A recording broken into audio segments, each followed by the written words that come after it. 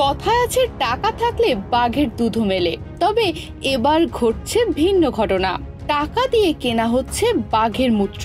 বাতের ওষুধ হিসেবে এবার বাঘের মূত্র বোতলে ভরে বিক্রি করছে চীনের দক্ষিণ পশ্চিমাঞ্চলীয় প্রদেশ সিয়াচুনের ইয়ান বিফেংশিয়া ওয়াইল্ড লাইফ জু নামের একটি চিড়িয়াখানা।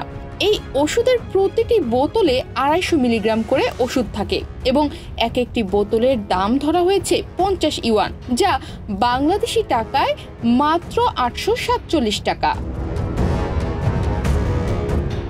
ইয়ান বিফেংশিয়া চিড়িয়াখানাটি বেশ বড় আকারের এবং সমৃদ্ধ। সেখানে সাইবেরিয়ান বাঘের জন্য পৃথক জায়গা রয়েছে, সেখান থেকেই সংগ্রহ করা হয় এই মূত্র। বাঘের মূত্র দিয়ে তৈরি এই ওষুধের নাম দেওয়া হয়েছে মেডিসিনাল টাইগার ইউরিন। হাসপাতালে এক কর্মকর্তার বরাত দিয়ে এক প্রতিবেদনে চীনের দৈনিক সাউথ চায়না মর্নিং পোস্ট জানিয়েছে, বোতল ভর্তি যেসব ওষুধ বিক্রি হচ্ছে সেগুলো বিশ্বের সবচেয়ে বৃহদাকৃতি বাঘের প্রজাতি আমুর টাইগার বা সাইবেরিয়ান টাইগারের মূত্র।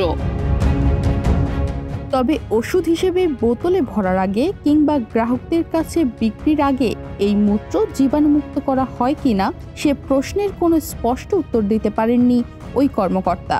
কিভাবে এই ওষুধ ব্যবহার করতে হবে সে বিষয়ক একটি নির্দেশনা অবশ্য দিয়েছে চিড়িয়াখানা কর্তৃপক্ষ। সেখানে দুভাবে ওষুধটি ব্যবহার করা যাবে বলে উল্লেখ করা হয়েছে। হোয়াইট ওয়াইনের সঙ্গে নির্দিষ্ট পরিমাণ ওষুধ এবং আদা কুচি মিশিয়ে তা আক্রান্ত স্থানে মালিশ করা অথবা সরাসরি পান করা যাবে। তবে কারো যদি অ্যালার্জির সমস্যা থেকে থাকে তাহলে তাকে ওষুধ পানের পরিবর্তে মালিশ করার পরামর্শ দিয়েছে কর্তৃপক্ষ। অবশ্য টাকা থাকলেই যে এই ওষুধ তাৎক্ষণিকভাবে কেউ কিনতে পারবে এমন কিন্তু নয়, কারণ চিড়িয়াখানা কর্তৃপক্ষ প্রতিদিন মাত্র 2 বোতল ওষুধ বিক্রির অনুমতি দিয়েছে। তাই গ্রাহককে অর্ডার দিয়ে বেশ কয়েকদিন অপেক্ষা করতে হয়।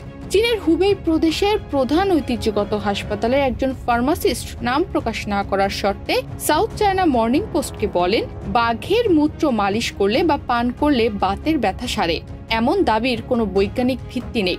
অসন্তোষ প্রকাশ করে তিনি আরো বলেন, চিড়িয়াখানা কর্তৃপক্ষের এ ধরনের উদ্যোগ শুধু জনমন ও বহির্বিশ্বে চীনের ঐতিহ্যগত ওষুধ ও চিকিৎসা পদ্ধতি সম্পর্কে নেতিবাচক মনোভাবই সৃষ্টি করবে না, বরং বাঘ সংরক্ষণের যে উদ্যোগ চীনের সরকার নিয়েছে তাকেও ক্ষতিগ্রস্ত করবে।